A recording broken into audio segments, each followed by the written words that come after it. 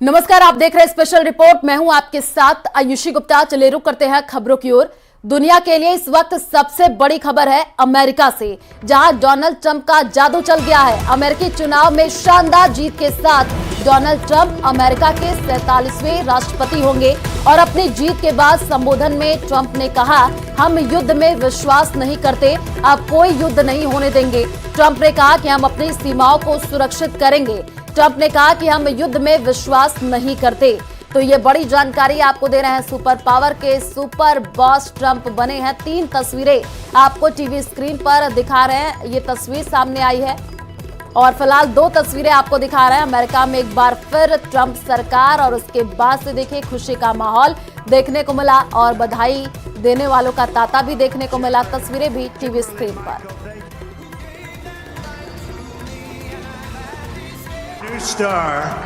A star is born, Elon.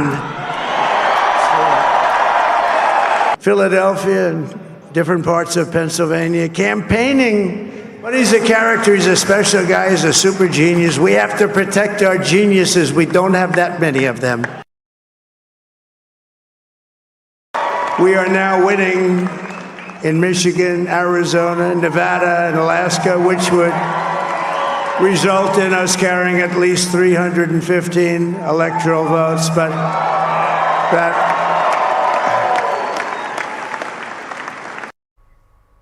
और Trump की जीत भारत के लिए क्या मायने रखती है? पूरी दुनिया पीएम मोदी और ट्रंप की दोस्ती देख चुकी है, लेकिन अब सवाल है कि जब ट्रंप की अमेरिका की सत्ता में वापसी हो चुकी है तो भारत के लिए क्या बदलेगा? देखिए report. my true friend Prime Minister Modi. 4 साल बाद एक बार फिर अमेरिका में डोनाल्ड ट्रंप की ताजपोशी की तैयारियां चल रही हैं। Namaste. अभी तक की तस्वीर यही बता रही है कि रिपब्लिकन डेमोक्रेट पर भारी पड़ रहे हैं। फासला इतना है कि जीत की तस्वीर डोनाल्ड ट्रंप के लिए तय हो चुकी है। लेकिन सवाल उठता है कि आखिर अमेरिका में इन चुनावों के मायने भारत के लिए क्या है? क्योंकि भारत की बड़ी आबादी ट्रंप को अमेरिका के सिरमौर के रूप में देखना चाहती है। क्यों 4 साल बाद डोनाल्ड ट्रंप की एक बार फिर सत्ता में वापसी को भारत के लिए नए दौर की तरह देखा जा रहा है? इसका जवाब छिपा है डोनाल्ड ट्रंप और भारत के प्रधानमंत्री नरेंद्र मोदी की दोस्ती में। My true friend Prime Minister Modi.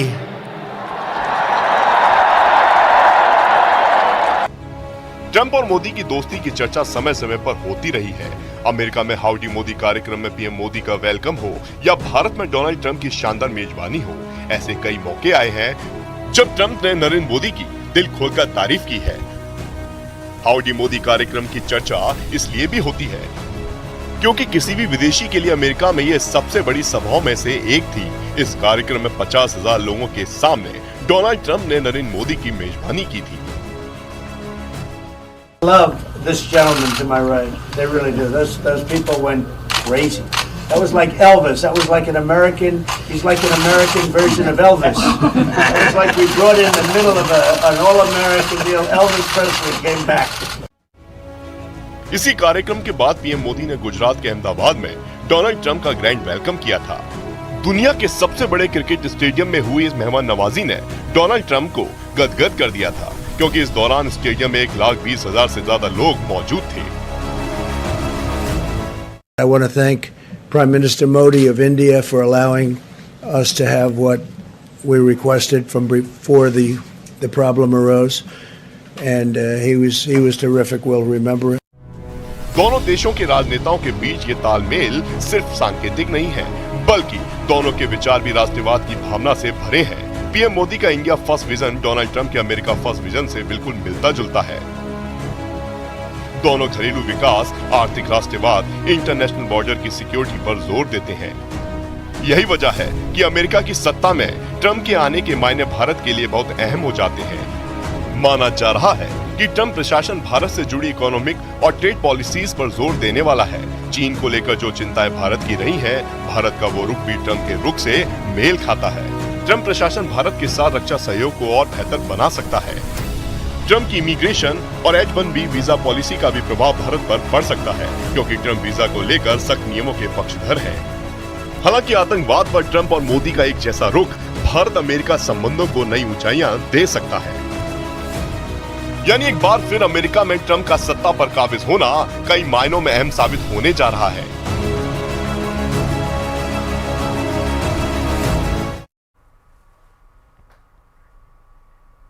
दो जनरेशन पहले डोनाल्ड ट्रंप का परिवार जर्मनी से अमेरिका आया था और ट्रंप के दादा ने अमेरिका पहुंच करके नाई का काम शुरू किया।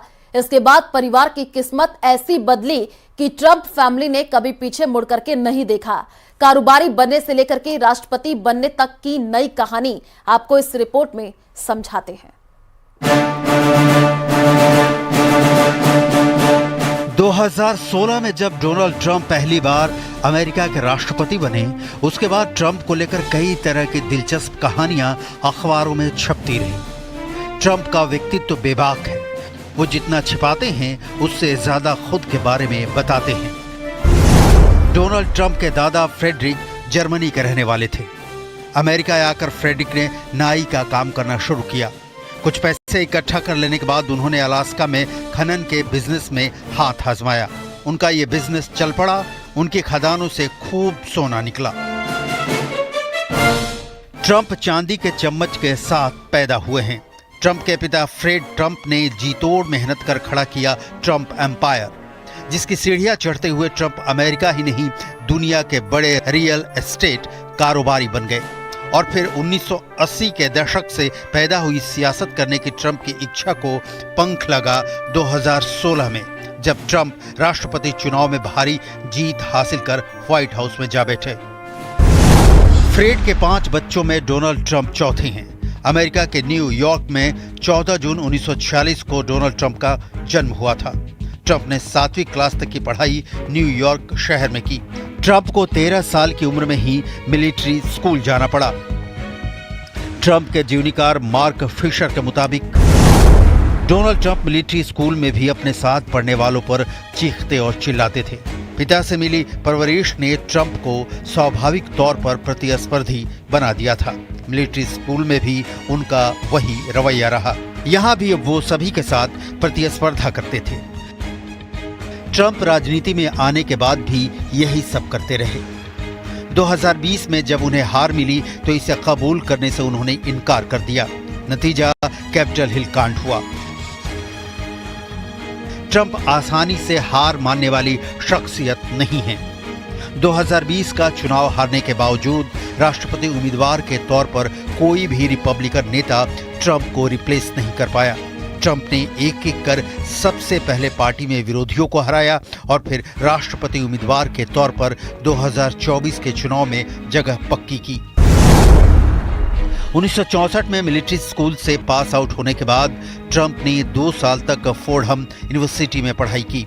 उसके बाद पेंसिल्वेनिया यूनिवर्सिटी में ट्रांसफर ले लिया। यहाँ उन्होंने रियल एस्टेट प्रोग्राम में शिक्षा हासिल की। इसके बाद ट्रंप ने 1968 में इकोनॉमिक साइंस में डिग्री हासिल की। एजुकेशन के बाद ट्रंप ने बिजनेस में खूब नाम कमाया। 1960 के दशक में दिवालिया हो चुके कमोडोर होटल को खरीद लिया। रियल एस्टेट ही नहीं, कैसीनो बिजनेस। 1984 में ट्रंप प्लाजा और 1990 में ट्रंप ने ताजमहल जैसे कैसीनो बनवाए। हालांकि इसे बनाने में ही ट्रंप कंगाल हो गए।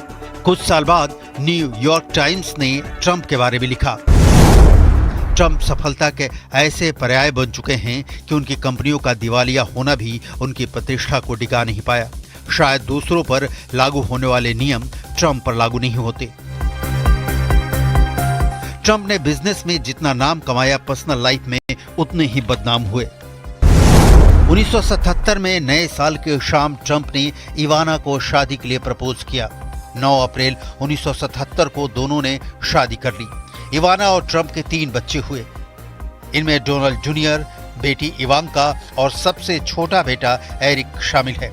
शादी के 8 साल बाद ही दोनों के रिश्तों में दरार पड़नी शुरू हो गई। 1985 में ट्रंप की एक मॉडल मार्ला मेपल से टेनिस मैच के दौरान मुलाकात हुई। इसके बाद दोनों का अफेयर शुरू हो गया।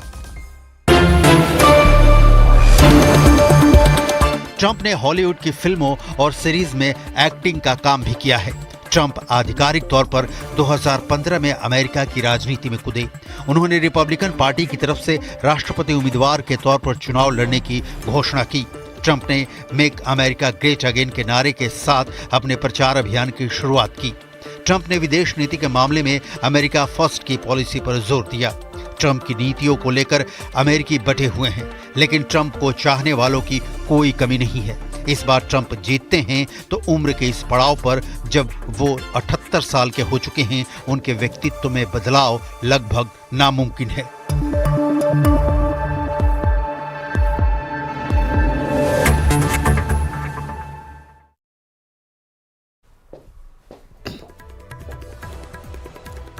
और भारत में जिस तरह चुनाव प्रचार पर खर्चों की चर्चा होती है, वैसे ही अमेरिका में इस बार जो है बेहिसाब पैसा चुनाव प्रचार में बहाया गया। कई दावों में तो कहा गया कि ट्रंप से कहीं ज्यादा पैसे कमला हैरिस ने खर्च किए। लेकिन अमेरिका में चुनाव की फंडिंग को लेकर एक ऐसी खबर आई है जिसे लेकर ट्रंप को बहुत बड़ा झटका।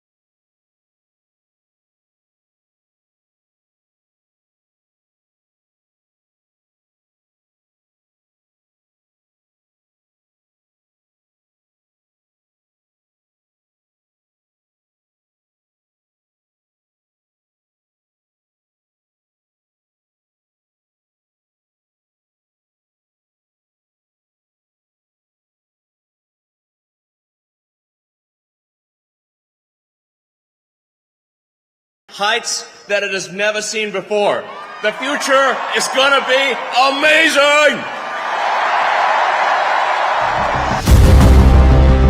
डोनाल्ड ट्रंप के लिए समर्थन जुटाने के लिए एलन मस्क ने इस बार 1000 करोड़ रुपए से भी ज्यादा खर्च किए हैं।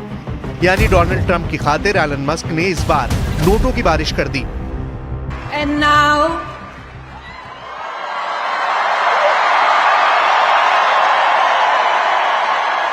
please welcome our next Commander-in-Chief, my husband, President Donald J. Trump.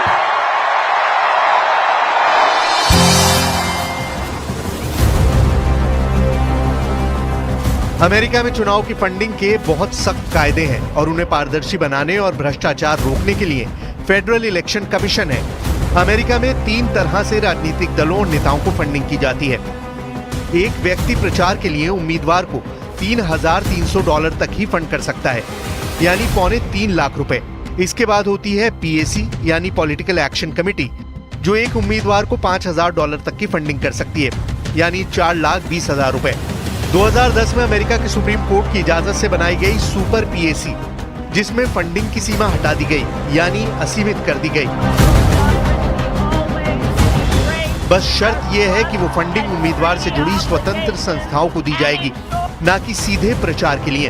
America का चुनाव इस बार कई अहम मुद्दों पर लड़ा गया है। ट्रंप का अमेरिका फर्स्ट का नारा फिर से बुलंद रहा।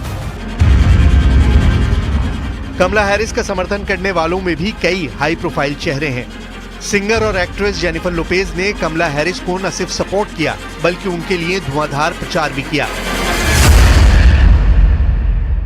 जेनिफर लोपेज की जड़ें दक्षिण अमेरिका से जुड़ी हैं। I am a mother, I am a sister, I am an actor and an entertainer, and I like Hollywood endings. I like when the good guy, or in this case, the good girl wins.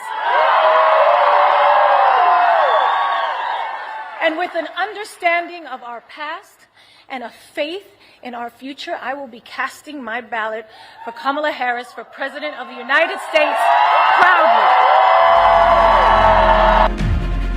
Jennifer Lopez के अलावा मशहूर singer और actress Madonna ने भी कमला Harris का समर्थन किया। Singer बियोंसी नॉल्स भी कमला हैरिस के लिए कैंपेन कर चुकी हैं। टेक्सास के ह्यूस्टन में जिस रैली में बियोंसी नॉल्स पहुंची, वहां 30,000 से ज्यादा लोग मौजूद थे। कमला हैरिस ने अपने प्रचार में गर्भपात जैसे मुद्दों पर वोट मांगे, यानी कमला हैरिस के प्रचार में महिलाओं का मुद्दा हावी रहा। यही वजह है कि हॉलीवुड और म्यूजिक इंडस्ट्री से जुड़ी महिलाओं ने उनके साथ आकर डेमोक्रेट्स को वोट देने की अपील की। I'm not here as a celebrity. I'm not here as a politician. I'm here as a mother. A mother who cares deeply about the world my children and all of our children live in. A world where we have the freedom to control our bodies. A world where we're not divided. Our past, our present, our future merge to meet us here. For all the men and women in this room and watching around the country, we need you. Actress Reese Witherspoon ने भी कमला Harris का समर्थन किया। Singer Taylor Swift ने भी ऐलान किया कि वो कमला हैरिस के साथ हैं। दुनिया भर में अपने गानों से धूम मचाने वाली पॉप स्टार रिहाना भी कमला हैरिस के साथ। इसके अलावा फिल्म एवेंजर्स के आयरन मैन रॉबर्ट डाउनी ने भी कमला हैरिस का समर्थन किया। केटी पेरी से लेकर लेडी गागा एक से एक स्टार कमला हैरिस के चुनाव प्रचार का हिस्सा बने। अब सवाल है, इस बार किस किस ने ट्रंप को अपनी पसंद बताया? हॉलीवुड एक्टर मेल गिब्सन ने ट्रंप का समर्थन किया। सिंगर कान्ये वेस्ट भी ट्रंप के समर्थक। WWE के मशहूर रेसलर हल्क हॉगन ने भी डोनाल्ड ट्रंप का समर्थन किया।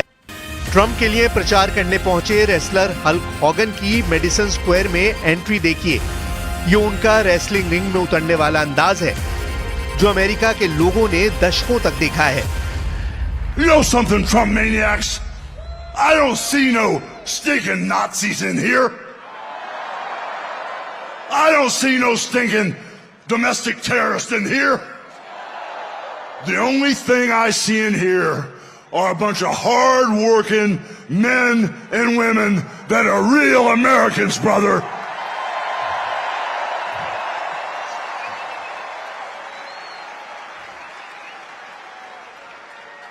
You know, when I hear my president and our president, Donald Trump, speak, he sounds for real, brother. He sounds like he has a heart of gold that's all for the USA. ऐसा नहीं कि Trump के चाहने वालों में सिर्फ पुरुष celebrities हैं। ट्रंप के वोटर्स में महिलाओं की कमी नहीं रही है। forward in my life, I want to be able to buy a house and I want to be able to provide for my family. But with Kamala Harris, if we continue with her, that's not going to happen. So that's why it's so important for young people to show up and vote for Trump this year, because I want to have a safe future, I want to have an affordable future, and I want to do my part to help make America great again. So that's what I'm hoping. इसमें कोई शक नहीं कि 5 नवंबर का मतदान America को बदलने जा रहा है। नतीजे अमेरिका में एक नए ट्रेंड की शुरुआत करेंगे।